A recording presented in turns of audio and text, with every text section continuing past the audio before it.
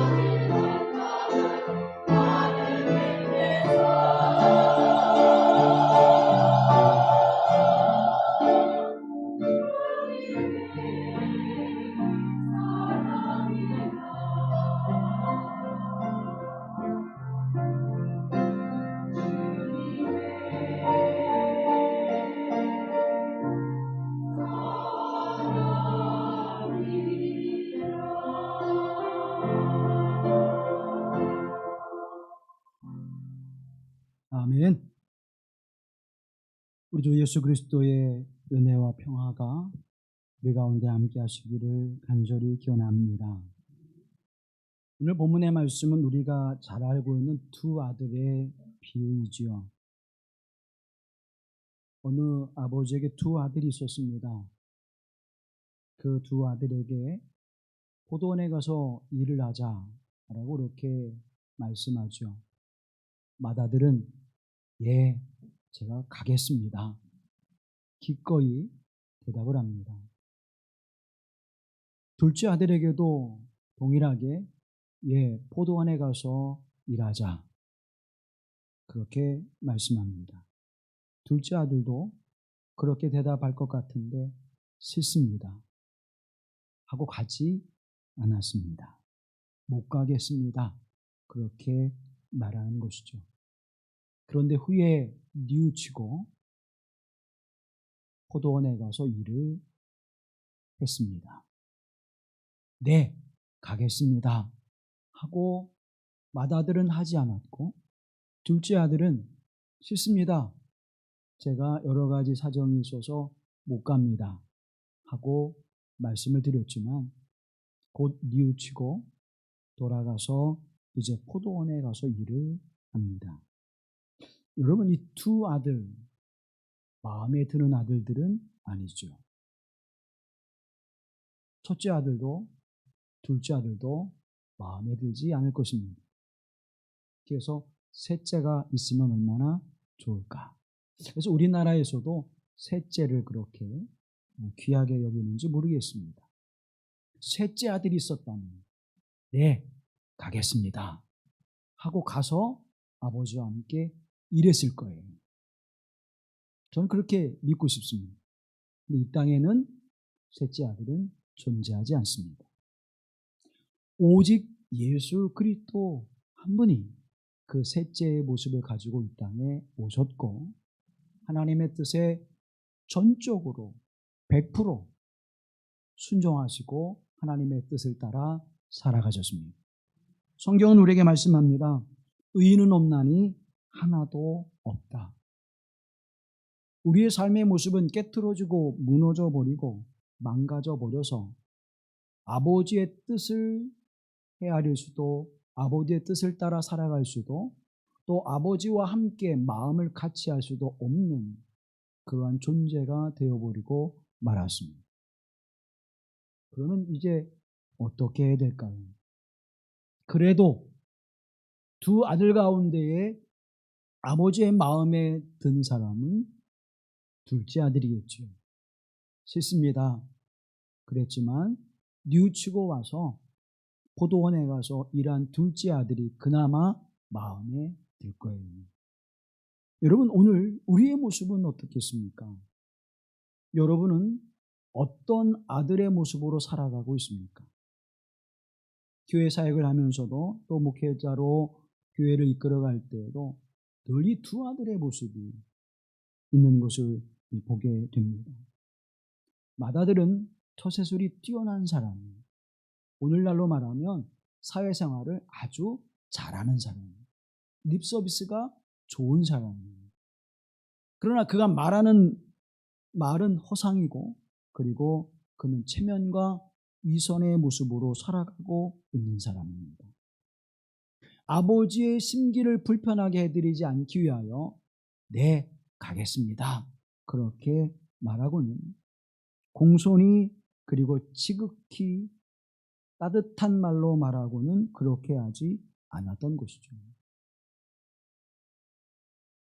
아예 이 맏아들에게는 처음부터 순종할 마음이 없었는지도 모릅니다.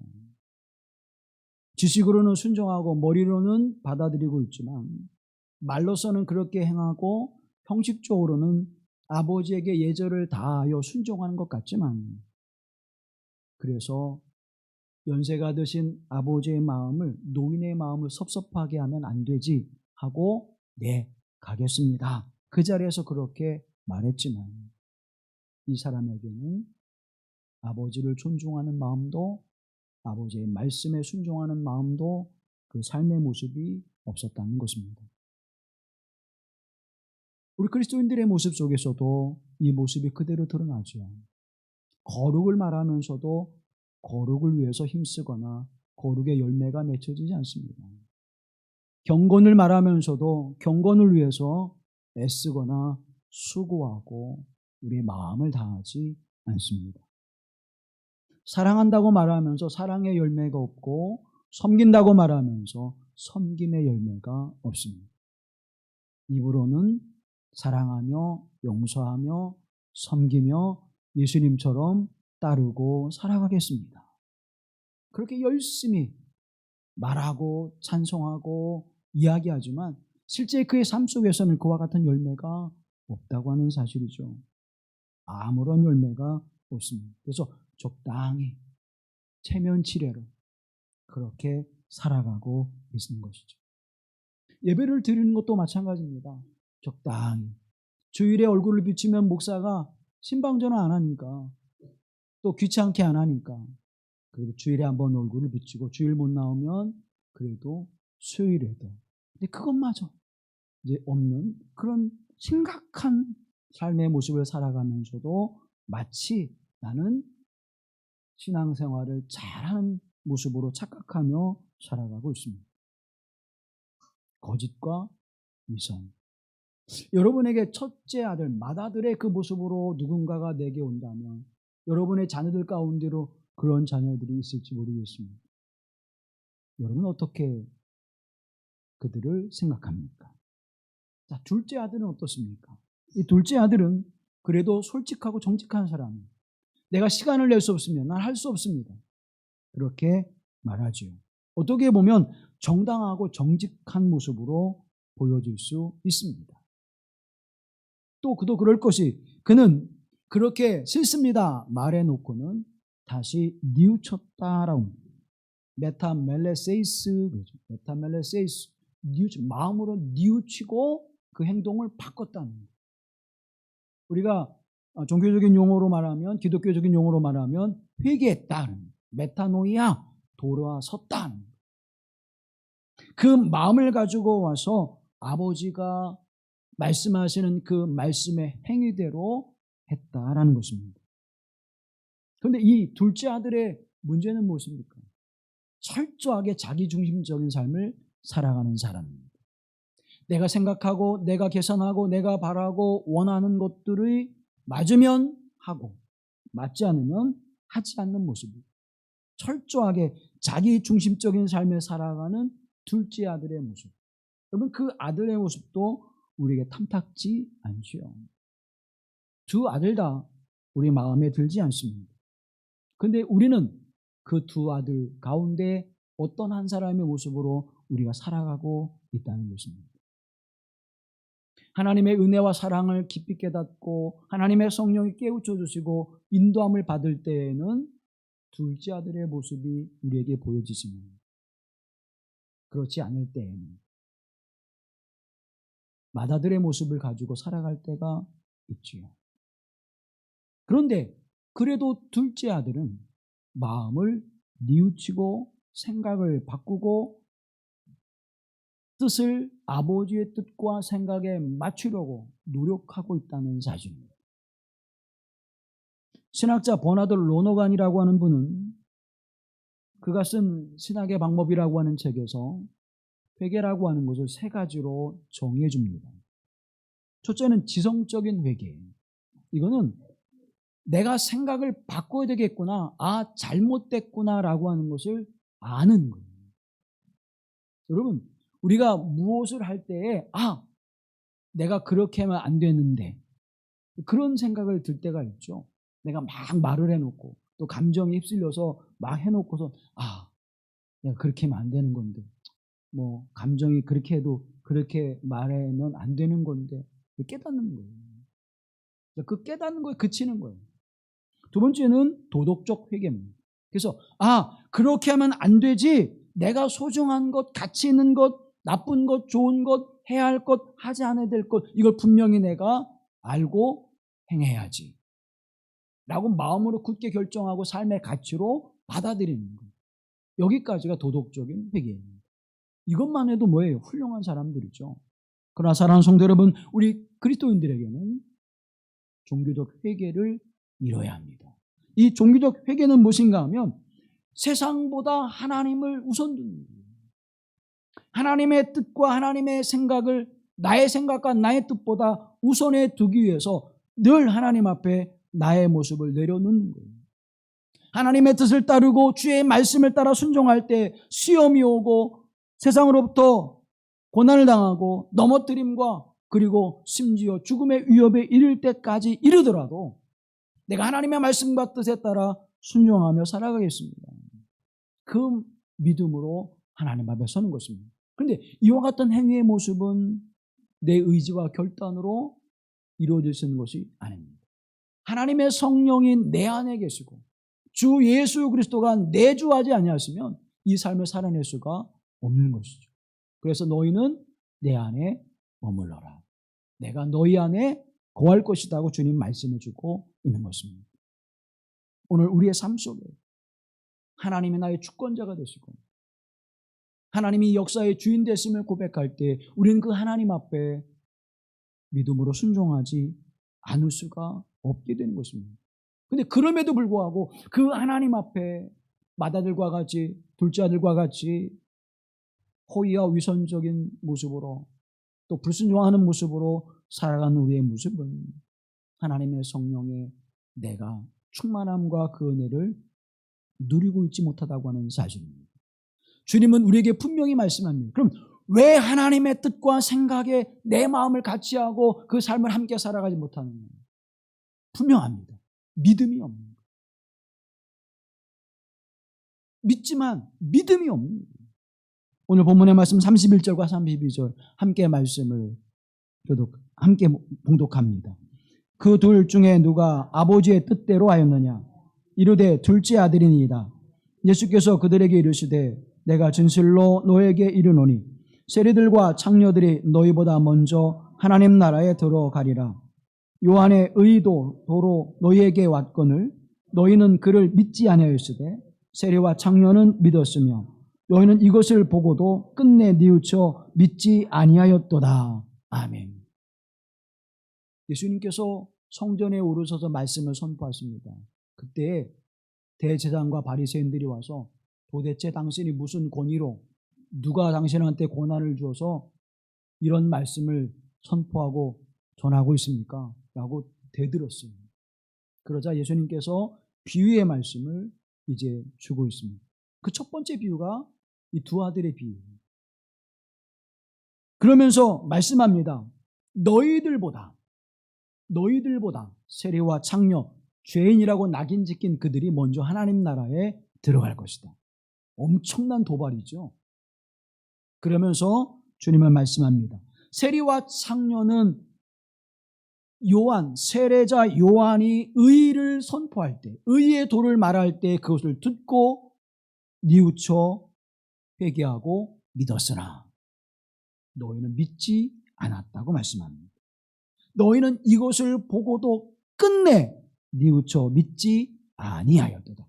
끝내 뉘우쳐 믿지 아니하였도다. 믿음이 없는 하나님의 말씀을 듣고도 믿음이 없으므로 뉘우치지 못하고 그 말씀에 순종치 못했다고 하는 것을 말씀하고 있습니다. 왜 하나님의 뜻과 생각에 하나님의 주권을 내가 인정하고 그 하나님 앞에 순종하는 삶을 살아가지 못하느냐? 믿음이 없는 거예요. 왜 믿음이 없습니까? 신앙생활을 맏아들처럼 하고 있는 거예요. 위선과 체면치레로 하고 있는 거죠. 맏아들처럼 자신의 생각에 몰두해서 자기 생각에만 빠져 있으므로 하나님의 말씀을 듣고도 순종치 못하는 것입니다. 근데 그들이 누구예요? 대제사장. 오늘로 말하면 목회자들입니다. 평신도 지도자인 장로들입니다. 사랑하는 성도 여러분, 그들은 끝내 뉘우쳐 믿지 아니했다. 그런데 이제 말씀합니다. 세리와 창기들은 너희들보다 하나님 나라에 먼저 들어가리라. 세리와 창녀는 그들이 그 말씀을 듣고 믿고 뉘우쳐서 하나님 앞에 그 믿음의 고백을 행했다는 것입니다. 세리인 마태도 예수님께서 말씀을 전할 때 그 말씀을 듣고 뉘우치고 예수님께로 나와 예수님의 제자가 됐습니다. 세리장 삭개오도 예수님께서 말씀을 선포하실 때 그 말씀을 듣고 뉘우치고 회개하여 예수 그리스도께서 주신 구원의 은총에 참여하는 자가 되었습니다. 뉘우침이 없고 위선적이고 교만하고 거만하고 권위적이고 우월의식에 빠졌던 대제사장들과 바리새인들, 그들을 향해서 만왕의 왕이신 예수 그리스도를 주인으로 고백하고 그분을 주권자로 고백하는데 부족함이 없어야 될 줄로 믿습니다. 하나님을 우리의 주권자로 고백하잖아요. 우리의 생명의 주인으로 고백하고 있잖아요. 그러면 그 하나님의 말씀을 우리가 순종하고 살아가는 믿음의 열매가 우리에게 있어야 되지 않겠습니까? 우리는 하나님 앞에 그 믿음의 순종의 모습이 얼마나 우리에게 주어져요. 하나님, 이런 일 때문에요. 이런 일 때문에요. 이런 일 때문에요. 자기 중심, 자기 생각, 자기 뜻, 자기 우월감, 이와 같은 것들 속에서 우리는 하나님에 대한 순종과 믿음의 삶을 온전히 살아가고 있지 못하다는 것입니다. 그러면 근대 세리와 창녀들은 그들이 뉘우치고 말씀에 순종하며 믿음으로 살아라. 하나님 나라를 너희들보다 먼저 들어가게 되는 은혜를 입게 하셨다고 하는 사실입니다. 매일매일 우리의 삶 속에서 하나님 말씀 앞에 뉘우치는 삶의 모습을 살아가야 될 줄로 믿습니다. 얼마나 뉘우쳐야 될까요? 얼마나? 10번쯤? 인생의 큰 고비 때마다 한두 번쯤? 얼마나 뉘우쳐야 될까요? 사랑하는 여러분, 계속적으로 매일매일 뉘우쳐야 합니다. 하나님의 말씀 앞에 돌아가기 위해서 계속해서 씻지 않으면 더러워지죠. 그래서 예수 그리스도의 보혈의 은총 앞에 매일매일 씻고 말씀으로 돌이키며 주님 앞에 나아갈 때 그 삶이 하나님 앞에 복의 열매를 맺게 하시는 삶을 살아가게 될 줄로 믿습니다. 매일매일 뉘우쳐야 돼요. 하나님의 말씀 앞에, 주님의 은총 앞에 매일매일 돌이켜야 돼요. 우리 얼마나 뻔뻔합니까? 주일날 한 번 와서 하나님, 세상에 살다가 이런저러한 죄를 지었습니다. 불쌍히 여겨주시고 우리 주 예수 그리스도의 십자가의 은총을 아오니 그 보혈의 은혜로 깨끗이 씻어주시고 정결케 하셔서 주님 받아 주시옵소서. 그리고 이제 한 주를 또 살아갈 텐데 다시 죄를 짓지 않도록 하나님 인도하여 주시되 복의 복을 도하여 주시고 세상에서 어떤 일을 만나든지 형통케 하시고 내 앞에 모든 어둠과 악의 세력들이 무릎을 꿇어서 내가 왕으로 살아가게 하옵소서. 그렇게 기뻐하지 않아요? 만왕의 왕이신 예수 그리스도 앞에, 온 땅과 역사를 주관하신 하나님 앞에 나는 티끌과 같은 존재입니다. 주께서 나를 긍휼히 여겨주시고 나를 사랑하시고 내 허물과 죄를 용서하신 것, 그것만으로도 나는 하나님 앞에 나아갈 수 있는, 하나님의 그 은혜 앞에 보답할 수 있는 길이 없음을 고백합니다. 내 생명 주님께 드리오니 주께서 받아 연락하여 주시고 이 생명으로 복음과 하나님의 나라를 위하여 살아가게 하옵소서. 그렇게 우리의 뉘우치며 하나님 앞에 살아가야 되겠습니까? 항상 뉘우치며 하나님의 뜻과 하나님의 생각에 순종하는 삶을 살아가시길 간절히 기원합니다. 그리고 또 우리가 이 본문의 말씀을 보면서 생각해야 될 것은 우리가 어떠한 하나님 앞에 행하는 일보다 그 마음의 진정성을 가져야 된다는 사실입니다.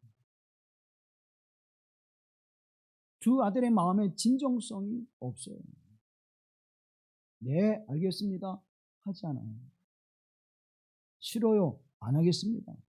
자기 마음에 내키지 않는 거예요. 진정한 마음. 아버지의 생각과 아버지의 뜻, 아버지의 말씀에 순종하고자 하는 진실한 마음. 진정성이 없어요. 마태복음 7장 이하의 말씀을 바라보게 되면 나더러 주여 주여 하는 자마다 하나님의 나라 천국에 들어갈 수 없다, 그렇게 말씀하시죠.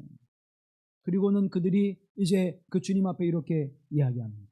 주님의 이름으로, 내가 주님의 이름으로 선지자 노릇했고, 내가 주님의 이름으로 귀신을 내어 쫓았고, 내가 주님의 이름으로 많은 권능을 행하였나이다. 그런데 왜 내가 하나님의 나라에 들어갈 수 없고 내가 주님의 곁에 설 수 없습니까? 여러분, 이와 같은 일들은 초대교회의 많은 사도와 그리고 제자들에게 나타난 사건입니다. 베드로가 말씀을 전할 때 회개하고 돌아온 역사가 나타났죠. 베드로가 기도할 때에 죽은 자가 살아나죠. 사도 바울도 말씀을 전할 때마다 교회가 세워지고 병든 자가 고침을 받고 죽은 자가 다시 살아나는 놀라운 역사가 일어났습니다.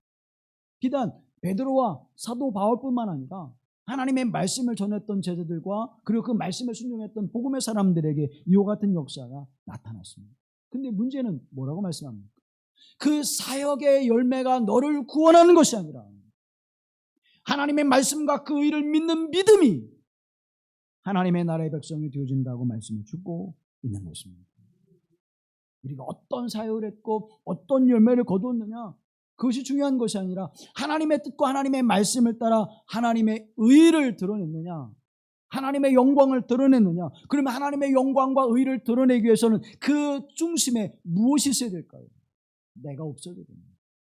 하나님이 계셔야 되고 하나님의 영화로움을 드러내는 그 삶의 모습이 있어야 됩니다. 진정성과 진실성의 모습이 있지 않고는 늘 나를 생각하게 됩니다.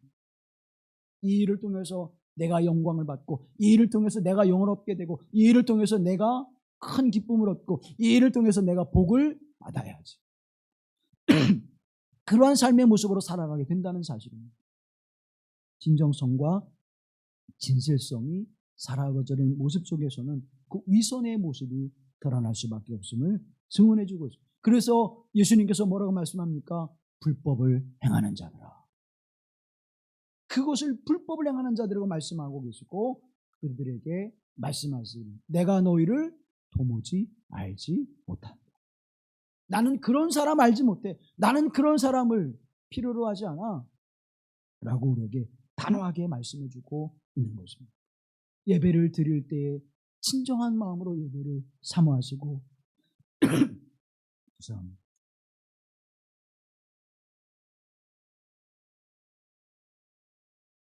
하나님 앞에 기도할 때 진실한 마음으로 기도하십시오. 내게 주어있는 이 시간이 여러분 얼마나 오랜 시간, 얼마나 긴 시간의 여정을 갈 수 있을까요? 그렇게 길지 않습니다. 그렇게 많이 남아있지 않습니다. 내가 하나님 앞에 예배할 때 내 마음과 뜻과 힘과 정성을 다하여 진실한 마음으로, 진정한 마음으로 하나님 앞에 예배하며 주의 길을 걸으며 주의 말씀에 순종하며 그 말씀 앞에 서는 삶의 모습으로 하나님 앞에 살아갈 때 하나님이 기뻐하시는 하나님의 자녀로 하나님의 나라를 유업으로 얻는 거룩한 백성의 삶으로 살아가게 될 줄로 믿습니다. 찬양을 드릴 때도 마찬가지예요. 그 찬양의 가사와 그 곡조를 생각하면서 내가 하나님 이 찬양을 통해서 나의 고백이 되게 하시고 하나님의 영광을 나타나게 하옵소서. 그 진정한 지술로 부르는 것이 아니라 재능으로 부르는 것이 아니라 기도하는 것도 마찬가지예요. 여러분 식사 기도할 때 자동적으로 어떻게 됩니까? 음식이 나오면 고개가 숙여지잖아요. 음식만 갖다 놓으면 어떻게 해요? 자동적으로 숙여 안 하는 사람도 있지만 저희 집사람이 음식을 갖다 놓으면 전 자동적으로 고개가 숙여집니다. 식사 기도할 때 감사 기도합니다. 그래서 종종 저는 깜짝깜짝 놀라요. 아, 습관적으로 습관이 됐다. 하나님 앞에 주신 것에 대해 감사를 드릴 때에도 습관됐고 그래서 습관적으로 기도하지 않으려고 굉장히 노력합니다. 기도를 짧게 하려고 노력하지 않아요. 식사 기도가 조금 길어져도 길게 하려고 해요. 배고프고 먹고 싶을 때 어때요? 감사. 짧게 하잖아요. 목사님 배고픈데 짧게 해주세요. 목사님 기도 짧게 해주세요. 여러분 마음을 다할 때는 긴 것도 짧아지고 짧은 것도 길어지는 거예요. 그게 느껴지잖아요. 너무 행복하고 좋을 때 여러분 길게 느껴집니까? 짧게 느껴집니까? 긴 것도 짧게 느껴져요. 지루한 영화 1시간 보면 한 서너 시간 본 것 같아요. 재밌는 영화 3시간짜리 보면 한 30분 본 것 같아요. 하나님 앞에 마음을 다하는 것, 뜻을 다하는 것. 여러분 무엇을 하나님 앞에 행하든지, 내가 어떤 모습으로 하나님 앞에 서 있든지 진정성과 진실함을 가지고 하나님 앞에 서시기를 간절히 기원합니다. 그러기 위해서는 우리가 어떠한 모습을 가져야 될까? 첫째는 하나님의 말씀 앞에 결단하는 삶을 가져야 합니다. 하나님 말씀 앞에 결단하는 신앙을 해야 됩니다. 21장 23절 말씀을 함께 봅니다. 대제사장들과 백성의 장로들이 나와 이르되 내가 무슨 권위로 이런 일을 하느냐? 또 누가 이 권위를 주었느냐? 지금 예수님에게 누가 권위를 주어서 당신이 이런 말을 선포하고 있습니까? 이런 말을 가르치고 있습니까? 그리고 지금 대제사장들과 백성의 장로들, 지도자들이 예수님에게 지금 묻는 거예요. 도발하고 대드는 거예요. 그러자 예수님께서 이제 오늘 본문의 말씀에 있는 두 아들의 비유를 말씀해 주고 있습니다. 그리고 이제 주인이 포도원 농부들에게 그것을 맡기고 떠난 이야기를 해주고 있습니다. 그리고 왕의 혼인잔치에 이 세 개의 비유를 말씀해 주고 있습니다. 다 어떤 말씀입니까? 순종하지 않은 두 아들의 모습, 악한 포도원 농부의 이야기, 그리고 왕의 잔치에 왕의 명령에 순종하지 않고 예복을 입지 않고 들어가는 이들. 다 뭐예요? 주인의 마음, 그 마음에 합당치 않은 자, 주인의 뜻과 생각에 합당치 않은 이들을 말해주고 있습니다. 대제사장들일지라도 백성의 장로들일지라도 하나님의 뜻에 하나님의 생각에 합당치 않은 이들이 있다는 것입니다. 그래서 여러분 목사들을 조심해야 돼요. 가까이 하기도 해야 되지만 목사들을 조심해야 돼요. 목사들을 믿으면 안 돼요. 목사는 믿음의 대상이 아니에요. 누가 믿음의 대상이에요? 오직 하나님만 믿음의 대상이에요. 근데 오늘날 목사를 믿음의 대상으로 보는 이들이 있어요. 그래서 막 내가 목사 때문에 실망하고 목사 때문에 좌절하고 목사 때문에 교회 안 나가고. 왜 목사가 뭔데? 목사가 구원해 주나요? 목사가 하나님 나라의 열쇠를 가지고 넌 들어갈 수 있어, 넌 못 들어가, 뭐 신들러 리스트를 가지고 있나요? 아닙니다. 하나님의 말씀 앞에 서십시오. 그 하나님 말씀 앞에 결단하십시오. 내가 하나님 말씀 앞에 섭니다. 하나님의 성령이 내게 임하여 내게 그 말씀을 깨우쳐 주시고 내게 말씀을 가르쳐 주셔서 내가 하나님 앞에 더 가까이 나가게 하옵소서. 어떠한 시련과 역경과 고난이 내게 다가올지라도 하나님, 내가 담대하게 주의 말씀을 의지하여 반석 대신 예수 그리스도 앞에 굳게 서게 하시고 말씀의 권위 앞에 순종하는 삶을 살아가게 하옵소서. 오늘날 교회가 쇠퇴하는 이유가 뭔지 아십니까? 전도를 안 해서, 복음을 안 전해서? 아닙니다.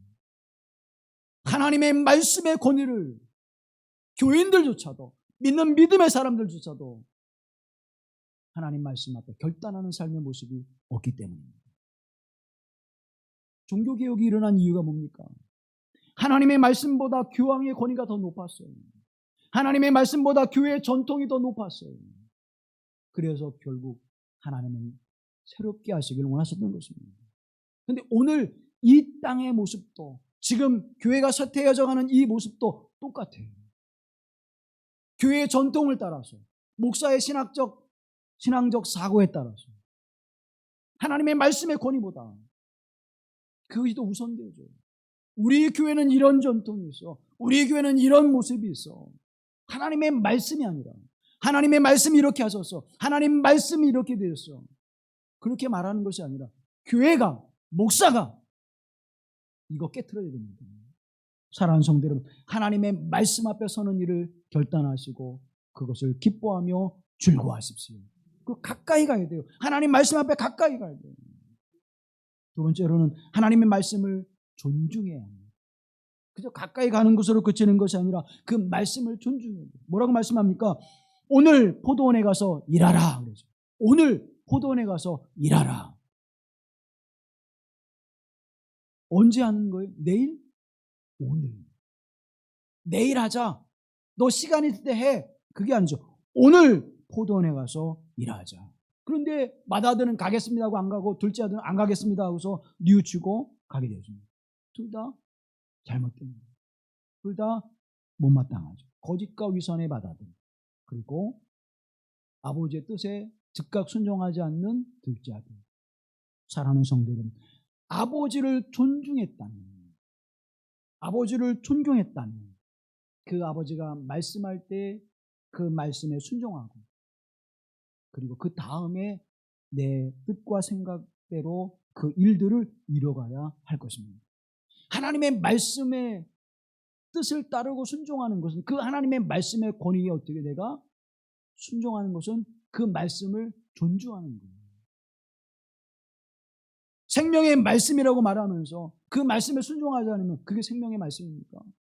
은혜의 말씀이라고 말하면서 그 말씀에 순종하지 않으면 그 은혜를 받는 것입니까?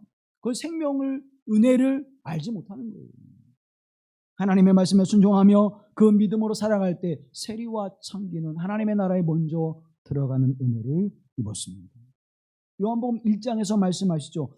말씀은 곧 하나님이라. 태초에 말씀이 계셨으니 이는 하나님과 함께 계셨고, 온 땅과 하늘을 창조하신 말씀이에요. 근데 그 말씀이 누구예요? 곧 예수 그리스도라.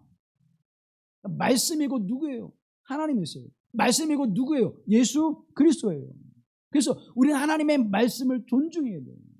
하나님의 말씀에 순종해야 돼요. 왜? 그분이 하나님이니까. 근데 우리는 그 순종의 삶을, 존중의 삶을 살아가고 있지 않다는 거예요.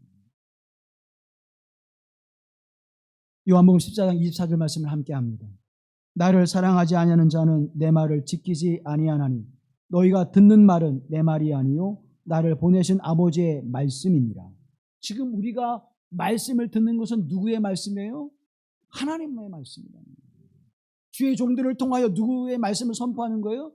하나님 말씀을 선포하는 거예요. 그래서 여러분이 기도하기를, 하나님, 우리 목사님이, 우리 주님의 종이, 주님의 사자가 하나님의 말씀을 대언할 때 그 사사로운 생각으로 전하지 않게 하시고, 하나님의 말씀을 가감하지 않게 하시고, 주의 말씀을 선포하여 우리에게 은혜와 복이 되게 하옵소서라고 어떻게 해야 돼요? 중보기도해야 됩니다.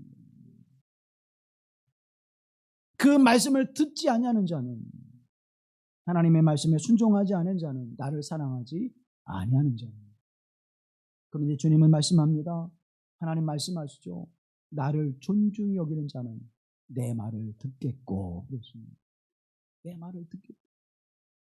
더 나아가서 사무엘상의 말씀을 바라보면 나를 존중히 여기는 자를 내가 존중히 여기고 나를 멸시하는 자를 내가 경멸히 여기리라고 말씀합니다. 나를 존중히 여기는 자는 어떻게 해요? 하나님께서도 나를 존중히 여기시겠다는 거예요.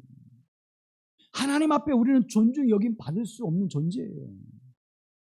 우리는 죄와 허물로 인해서 이미 죽음의 선고가 내려진 자요, 심판으로 말미암아 재앙에 내던져진 자들이에요. 그런데 그럼에도 불구하고 하나님을 존중히 여기면, 하나님을 사랑하면 하나님이 나를 존중히 여기고 나를 사랑해 주시겠다고 말씀해주고 있지 않습니까? 얼마나 은혜로운 말씀이요, 얼마나 복된 말씀입니까? 하나님을 존중히 여기십시오. 내 귀에 하나님의 음성이 들리고 내 마음에 하나님의 말씀이 임할 때 그 말씀에 즉각 순종하시고 말씀을 따라 살아가십시오. 그것이 복된 은혜입니다. 그것이 복된 은총이에요. 그러면 사랑하는 여러분, 포도원에 가서 일하라 그러셨는데 포도원이 어딜까요? 다 하성 저 포도밭에 가야 되나? 제부도 포도밭에 가야 되나? 대부도 포도밭에. 포도원은 어딜까요? 이 포도원은 먼저는 교회입니다. 그리고 이 포도원은 내가 하나님을 믿고 살아가는 삶의 자리예요. 거기에서 무슨 일을 해야 됩니까? 복음을 위하여, 하나님의 나라를 위하여 일해야 하는 것입니다. 이 교회 공동체가 하나님의 일을 하지 않으면 포도원이 아니에요. 친목단체지. 내가 살아가는 삶의 자리에서 복음과 하나님의 나라를 위하여 하나님을 섬기는 믿음의 삶을 살아가지 않으면 그 삶의 자리는 포도원이 아닙니다. 하나님께서 지켜주시고 보호해 주시는 울타리 안에 들어오지 않으면 도적이 와서 파하고 훔쳐가고 망가뜨리는 거예요. 여러분, 왜 포도원에 망대를 세웁니까? 왜 포도원에 울타리를 칩니까? 여우가 와서, 들짐승이 와서 그 열매를 다 파헤치고, 먹고 가면 괜찮은데 어떻게 해요? 망가뜨려요. 그 인생이 망가져 버리는 것입니다. 우리의 인생이 무너지는 거예요.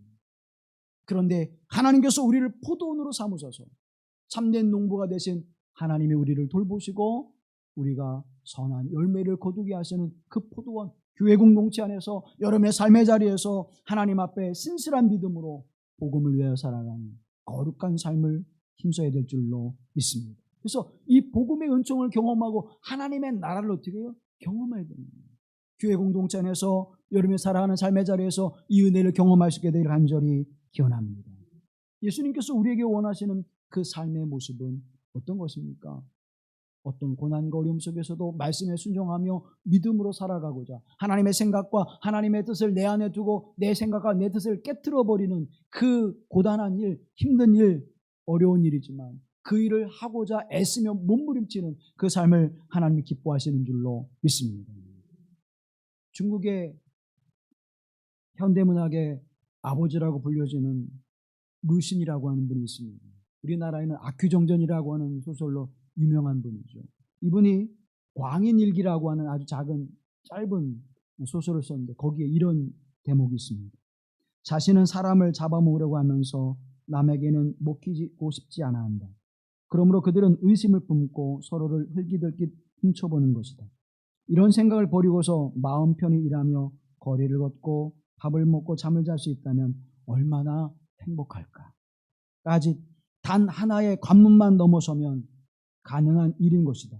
그런데 그들은 부자, 형제, 부부, 친구, 사제, 원수 그리고 낯선 사람들까지도 한패가 되어 서로 거리를 두고 서로 견제하면서도 죽어도 이 한 걸음을 넘어서려 하지 않는 것이다. 한 걸음을 넘어서는 사랑과 용서와 섬김과 나눔과 행복한 삶을 살아갈 수 있는 하나님 앞에 한 걸음 더 나아가 하나님의 뜻과 하나님의 생각을 받아들이면 평안과 행복의 삶을 살아갈 수 있는데 그 한 걸음을 내딛지 않는다는 것. 서로 눈치를 보고 당신이 먼저 나한테 다가와. 내가 먼저 나한테 와야지.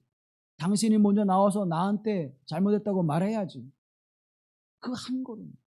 그것을 내딛지 아니함으로 말미암아서 서로 견제하고 서로 죽음의 자리에 이르게 된다는 거예요. 그 앞에는 이런 이야기를 쓰고 있습니다. 무슨 일이든 연구해보지 않으면 모른다. 옛날부터 사람을 먹는 일이 희귀한 일은 아니었음을 알고 있었지만 그리 확실하지는 않다. 나는 역사책을 들추어 조사해보았다. 그 책에는 연대가 없고 모든 페이지에 이미 도덕 같은 글자들이 꾸불꾸불 쓰여져 있었다. 어차피 잠을 잘 수 없었으므로 밤늦게까지 뒤져보았더니 글자와 글자 사이에서 간신히 또 다른 글자를 찾아냈다. 책에는 곳곳에 식인이란 두 글자가 적혀 있었다. 이 이야기는 뭐냐면 인간의 모든 역사는 식인의 잔인한 역사다. 루신은 그렇게 보는 거예요. 역사책에는 훌륭한 일들이 기록되어져 있고 유능한 사람들의 일이 기록되어 있지만 그 행간과 그 사이를 읽어보면 인간처럼 잔인한 역사를 만들어낸 사람들이 없다는 거예요. 그럼 실제 보십시오. 인간의 역사가 얼마나 잔인한 역사입니까? 그 잔인함, 그 잔인한 세계를 넘어선 분이 바로 예수 그리스도입니다. 죽음의 세계를 넘어선 분이 예수 그리스도입니다. 어떻게 넘어설 수 있었습니까? 하나님의 뜻에 따라 하나님의 말씀에 따라 순종하며 살아가실 때 거기에는 평안이 있었고 거기에는 기쁨이 있었고 거기에는 행복이 있었고 거기에는 하나님의 나라가 세워지는 역사가 있는 줄로 믿습니다.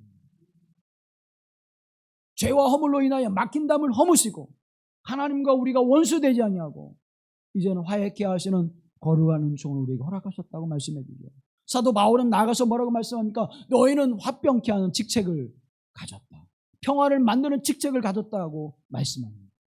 그런데 그 한 발자국을 내딛지 못함으로 말미암아서 서로 원수가 되어지고 서로 갈등과 다툼과 분쟁이 되어지는 그 세상을 만들어 가고 있고, 거기는 잔인한 죽음의 역사가 인간의 역사 속에서 이루어지고 있음을 말씀해 주고 있습니다.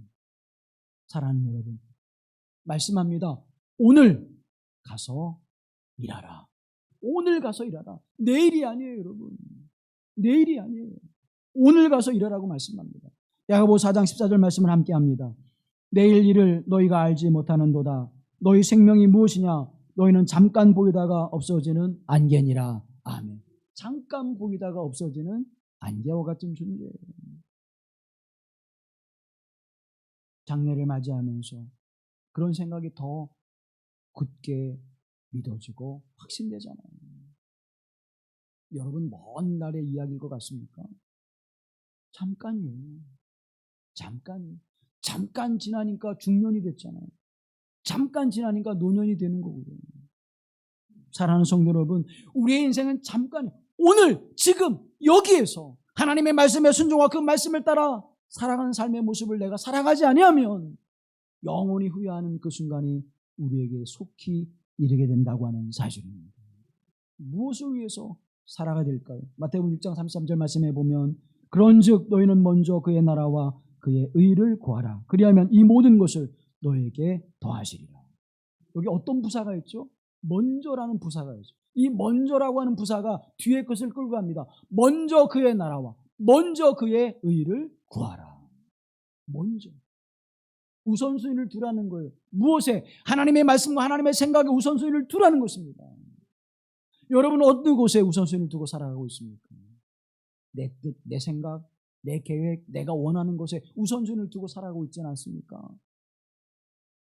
하나님의 말씀 어때? 하나님의 나라와 그의 의를 이루는 일에 먼저 그것을 행하고 이후에 내 일을 행할 때 하나님 뭐라고 말씀해? 이 모든 것을 너에게 더하시리라.